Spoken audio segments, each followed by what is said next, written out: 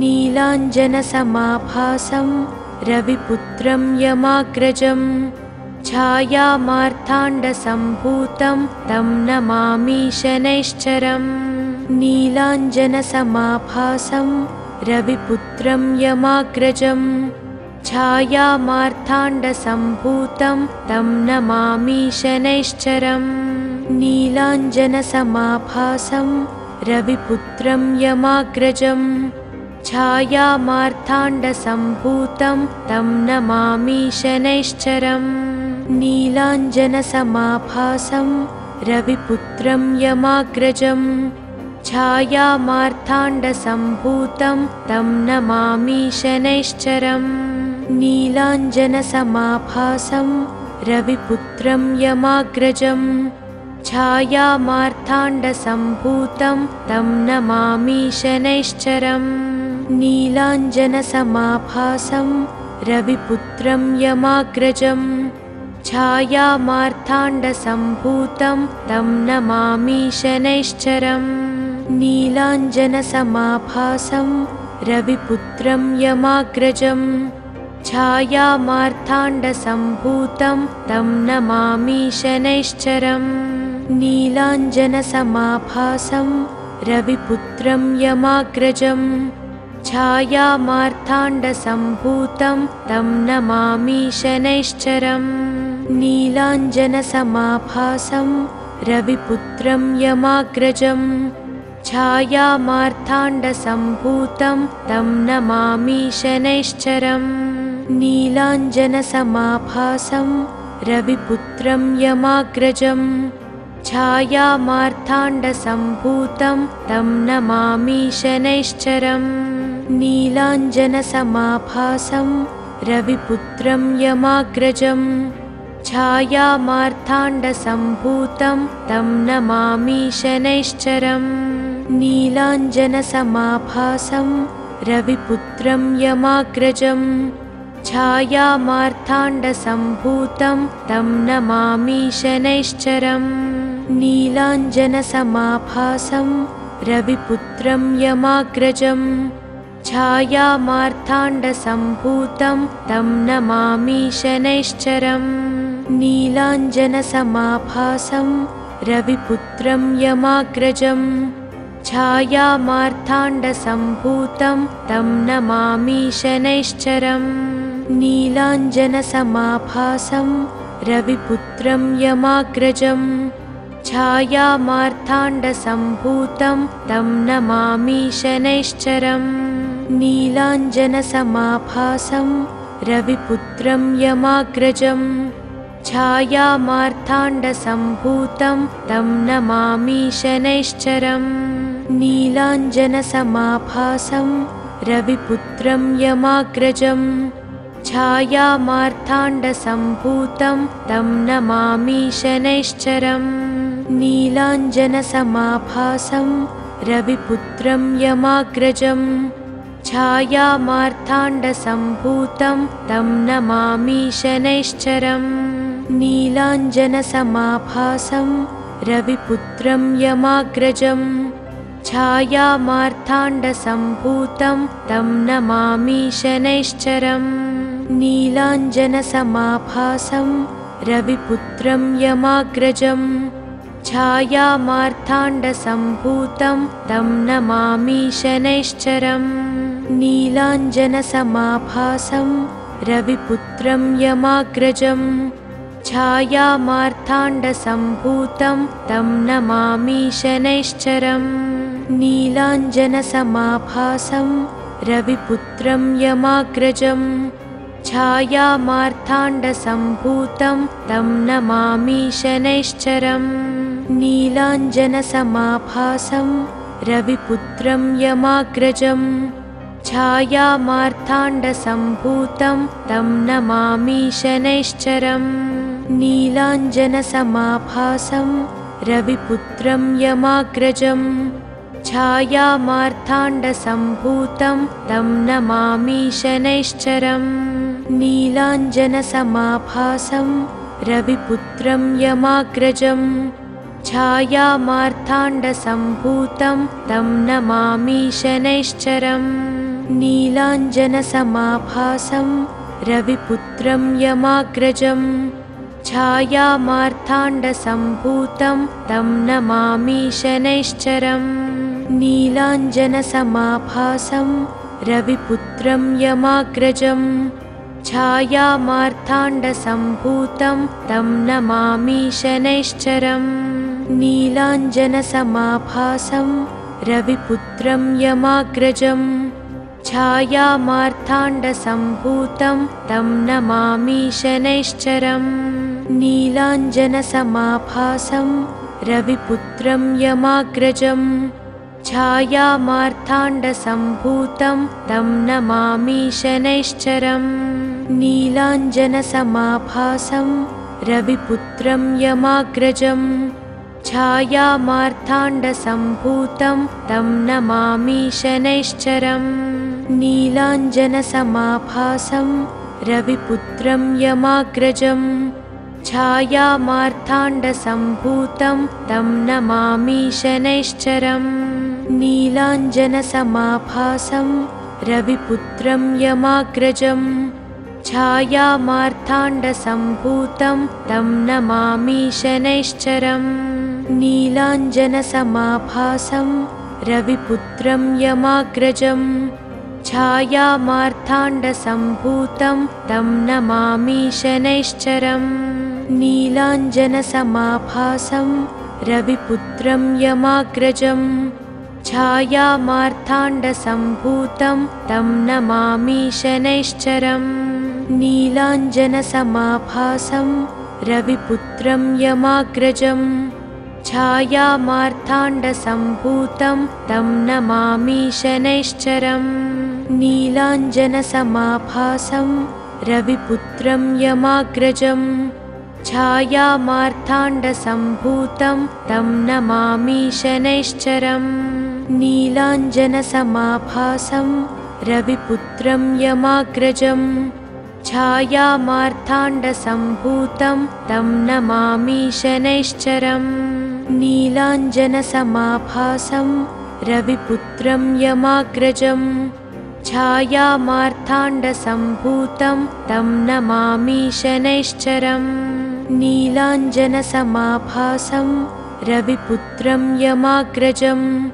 छायामार्ताण्डसम्भूतं तं नमामि शनैश्चरम् नीलाञ्जनसमाभासं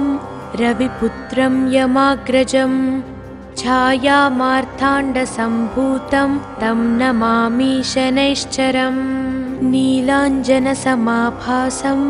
रविपुत्रं यमाग्रजं छायामार्ताण्डसम्भूतं तं नमामि शनैश्चरम् नीलाञ्जनसमाभासं रविपुत्रं यमाग्रजं छायामार्ताण्डसम्भूतं तं नमामि शनैश्चरम् नीलाञ्जनसमाभासं रविपुत्रं यमाग्रजं छायामार्ताण्डसम्भूतं तं नमामि शनैश्चरम् नीलाञ्जनसमाभासं रविपुत्रं यमाग्रजं छायामार्ताण्डसम्भूतं तं नमामि शनैश्चरम् नीलाञ्जनसमाभासं रविपुत्रं यमाग्रजं छायामार्ताण्डसम्भूतं तं नमामि शनैश्चरम् नीलाञ्जनसमाभासं रविपुत्रं यमाग्रजं छायामार्ताण्डसम्भूतं तं नमामि शनैश्चरम् नीलाञ्जनसमाभासं रविपुत्रं यमाग्रजं छायामार्ताण्डसम्भूतं तं नमामि शनैश्चरम् नीलाञ्जनसमाभासं रविपुत्रं यमाग्रजं छायामार्ताण्डसम्भूतं तं नमामि शनैश्चरम् नीलाञ्जनसमाभासं रविपुत्रं यमाग्रजं छायामार्ताण्डसम्भूतं तं नमामि शनैश्चरम् नीलाञ्जनसमाभासं रविपुत्रं यमाग्रजं छायामार्ताण्डसम्भूतं तं नमामि शनैश्चरम् नीलाञ्जनसमाभासं रविपुत्रं यमाग्रजं छायामार्ताण्डसम्भूतं तं नमामि शनैश्चरम् नीलाञ्जनसमाभासं रविपुत्रं यमाग्रजं छायामार्ताण्डसम्भूतं तं नमामि शनैश्चरम् नीलाञ्जनसमाभासं रविपुत्रं यमाग्रजं छायामार्ताण्डसम्भूतं तं नमामि शनैश्चरम् नीलाञ्जनसमाभासं रविपुत्रं यमाग्रजं छायामार्ताण्डसम्भूतं तं नमामि शनैश्चरम् नीलाञ्जनसमाभासं रविपुत्रं यमाग्रजं छायामार्ताण्डसम्भूतं तं नमामि शनैश्चरम् नीलाञ्जनसमाभासं रविपुत्रं यमाग्रजं छायामार्ताण्डसम्भूतं तं नमामि शनैश्चरम् नीलाञ्जनसमाभासं रविपुत्रं यमाग्रजं छायामार्ताण्डसम्भूतं तं नमामि शनैश्चरम् नीलाञ्जनसमाभासं रविपुत्रं यमाग्रजं छायामार्ताण्डसम्भूतं तं नमामि शनैश्चरम् नीलाञ्जनसमाभासं रविपुत्रं यमाग्रजं छायामार्ताण्डसम्भूतं तं नमामि शनैश्चरम् नीलाञ्जनसमाभासं रविपुत्रं यमाग्रजं छायामार्ताण्डसम्भूतं तं नमामि शनैश्चरम् नीलाञ्जनसमाभासं रविपुत्रं यमाग्रजं छायामार्ताण्डसम्भूतं तं नमामि शनैश्चरम् नीलाञ्जनसमाभासं रविपुत्रं यमाग्रजं छायामार्ताण्डसम्भूतं तं नमामि शनैश्चरम् नीलाञ्जनसमाभासं रविपुत्रं यमाग्रजं छायामार्ताण्डसम्भूतं तं नमामि शनैश्चरम् नीलाञ्जनसमाभासं रविपुत्रं यमाग्रजं छायामार्ताण्डसम्भूतं तं नमामि शनैश्चरम् नीलाञ्जनसमाभासं रविपुत्रं यमाग्रजं छायामार्ताण्डसम्भूतं तं नमामि शनैश्चरम् नीलाञ्जनसमाभासं रविपुत्रं यमाग्रजं छायामार्ताण्डसम्भूतं तं नमामि शनैश्चरम् नीलाञ्जनसमाभासं रविपुत्रं यमाग्रजं छायामार्ताण्डसम्भूतं तं नमामि शनैश्चरम् नीलाञ्जनसमाभासं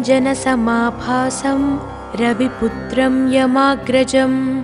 छायामार्ताण्डसम्भूतं तं नमामि शनैश्चरम् नीलाञ्जनसमाभासं रविपुत्रं यमाग्रजं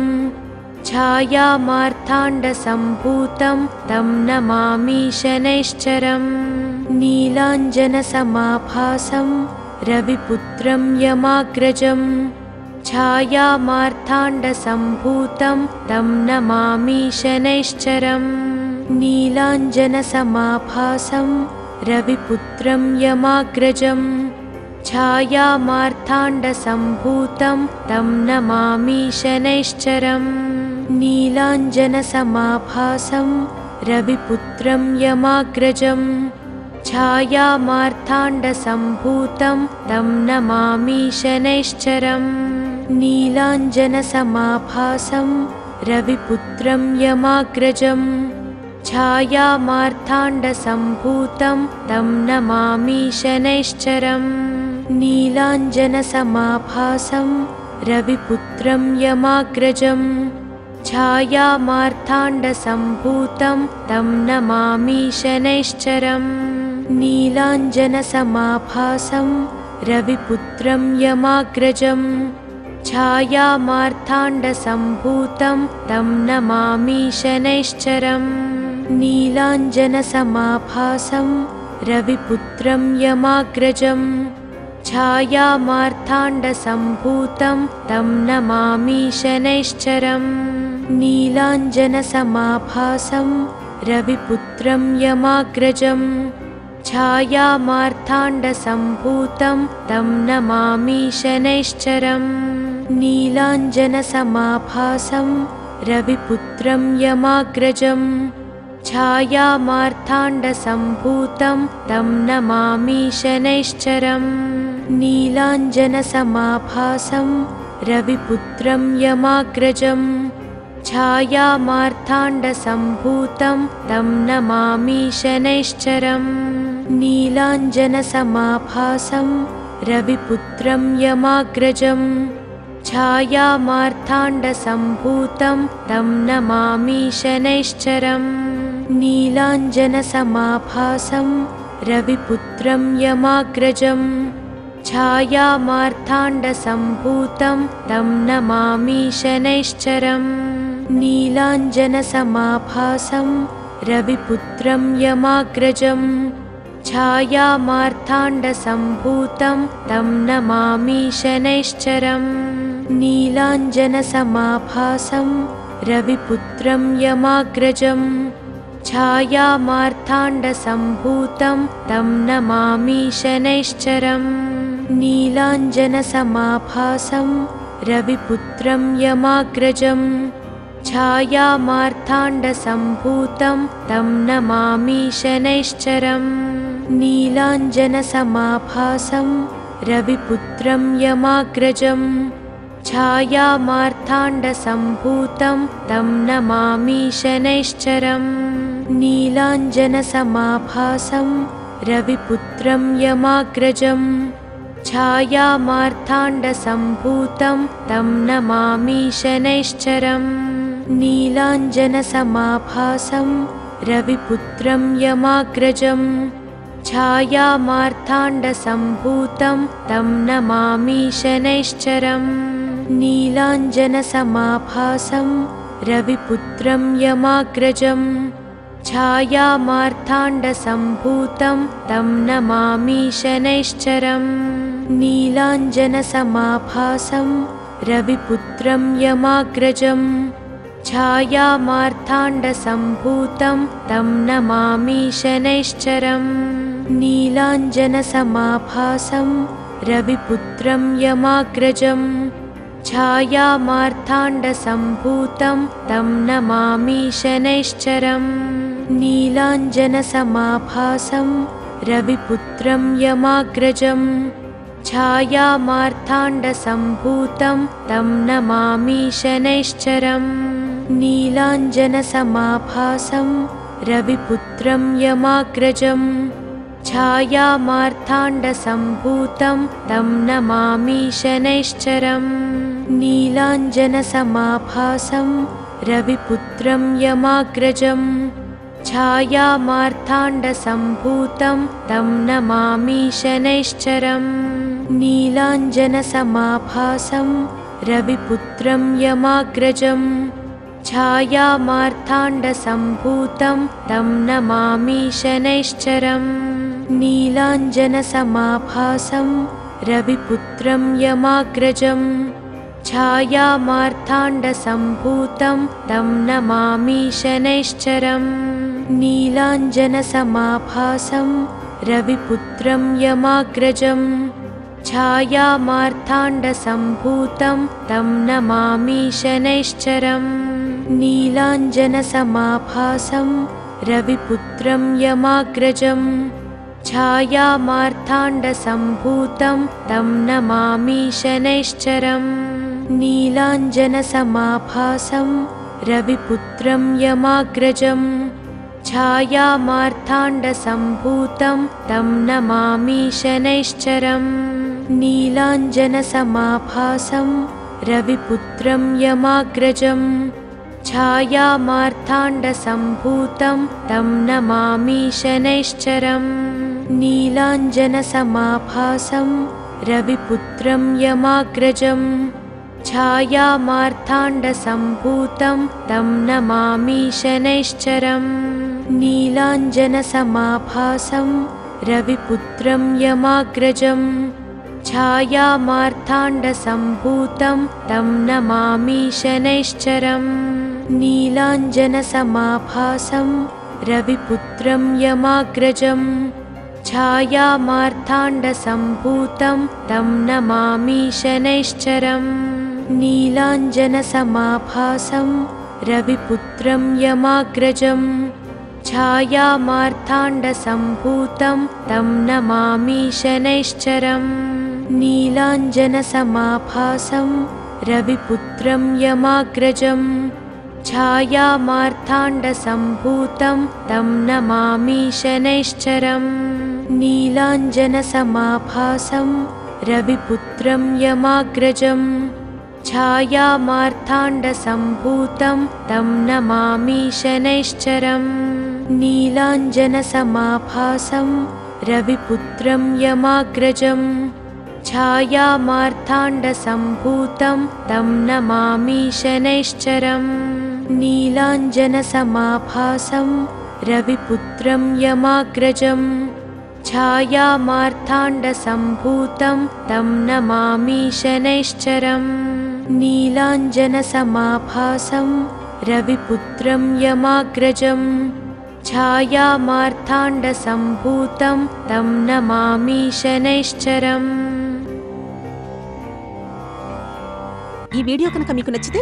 వెంటనే లైక్ కొట్టి షేర్ చేయండి. మరిన్ని వీడియోస్ చూడాలనుకుంటే వెంటనే సబ్స్క్రైబ్ చేయండి. థాంక్యూ.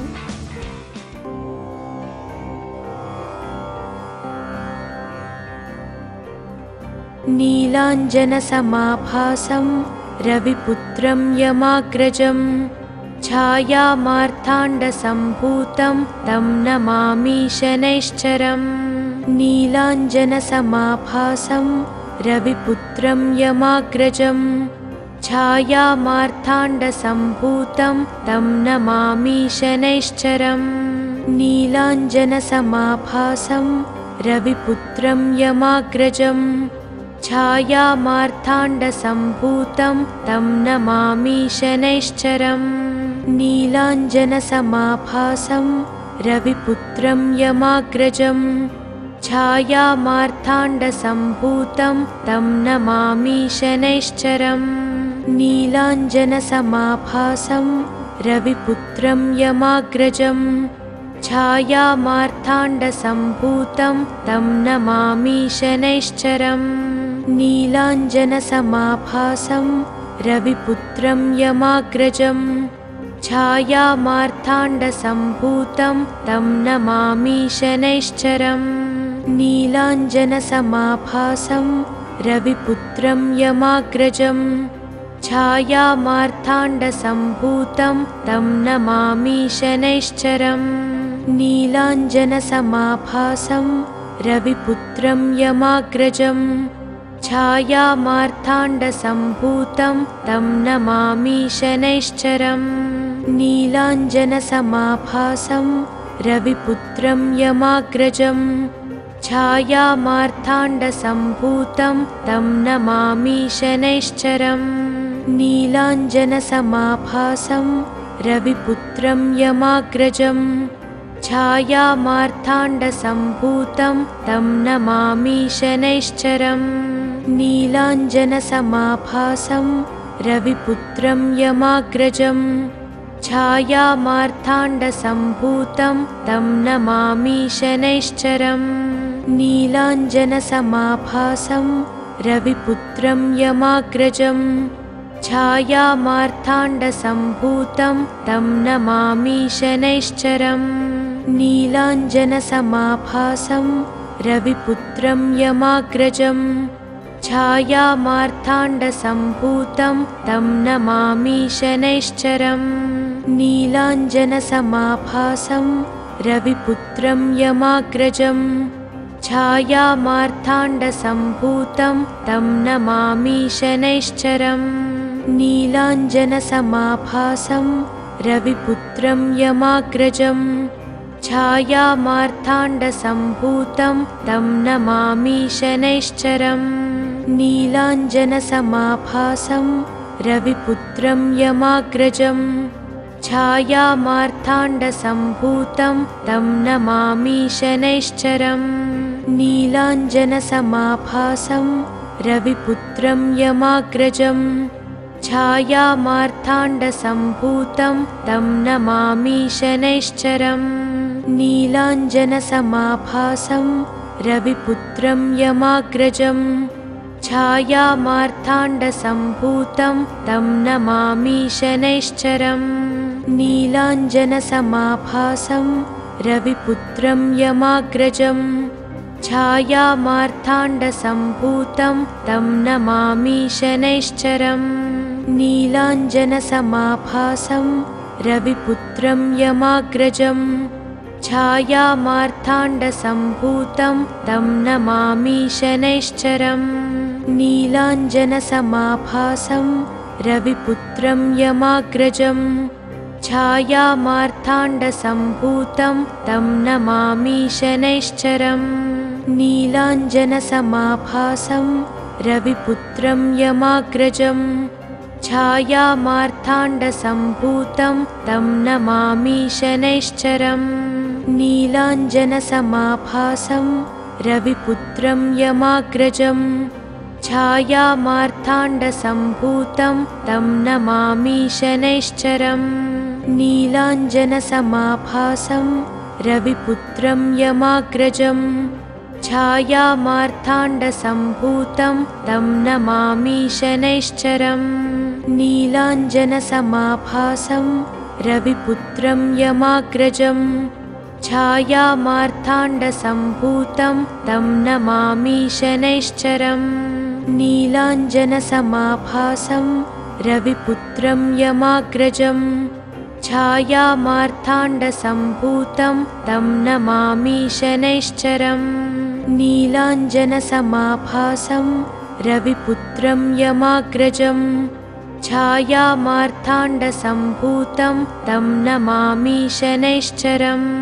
नीलाञ्जनसमाभासं रविपुत्रं यमाग्रजम् छायामार्ताण्डसम्भूतं तं नमामि शनैश्चरम् नीलाञ्जनसमाभासं रविपुत्रं यमाग्रजम् छायामार्ताण्डसम्भूतं तं नमामि शनैश्चरम्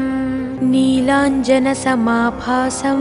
रविपुत्रं यमाग्रजम्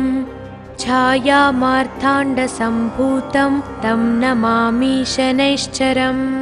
नीलाञ्जनसमाभासं रविपुत्रं यमाग्रजम् छायामार्ताण्डसम्भूतं तं नमामि शनैश्चरम् नीलाञ्जनसमाभासं रविपुत्रं यमाग्रजम् छायामार्ताण्डसम्भूतं तं नमामि शनैश्चरम् नीलाञ्जनसमाभासं रविपुत्रं यमाग्रजम् छायामार्ताण्डसम्भूतं तं नमामि शनैश्चरम् नीलाञ्जनसमाभासं रविपुत्रं यमाग्रजम् छायामार्ताण्डसम्भूतं तं नमामि शनैश्चरम् नीलाञ्जनसमाभासं रविपुत्रं यमाग्रजम् छायामार्ताण्डसम्भूतं तं नमामि शनैश्चरम् नीलाञ्जनसमाभासं रविपुत्रं यमाग्रजम् छायामार्ताण्डसम्भूतं तं नमामि शनैश्चरम् नीलाञ्जनसमाभासं रविपुत्रं यमाग्रजम् छायामार्ताण्डसम्भूतं तं नमामि शनैश्चरम् नीलाञ्जनसमाभासं रविपुत्रं यमाग्रजम् छायामार्ताण्डसम्भूतं तं नमामि शनैश्चरम् नीलाञ्जनसमाभासं रविपुत्रं यमाग्रजम् छायामार्ताण्डसम्भूतं तं नमामि शनैश्चरम् नीलाञ्जनसमाभासं रविपुत्रं यमाग्रजम् छायामार्ताण्डसम्भूतं तं नमामि शनैश्चरम् नीलाञ्जनसमाभासं रविपुत्रं यमाग्रजम् छायामार्ताण्डसम्भूतं तं नमामि शनैश्चरम् नीलाञ्जनसमाभासं रविपुत्रं यमाग्रजम् छायामार्ताण्डसम्भूतं तं नमामि शनैश्चरम् नीलाञ्जनसमा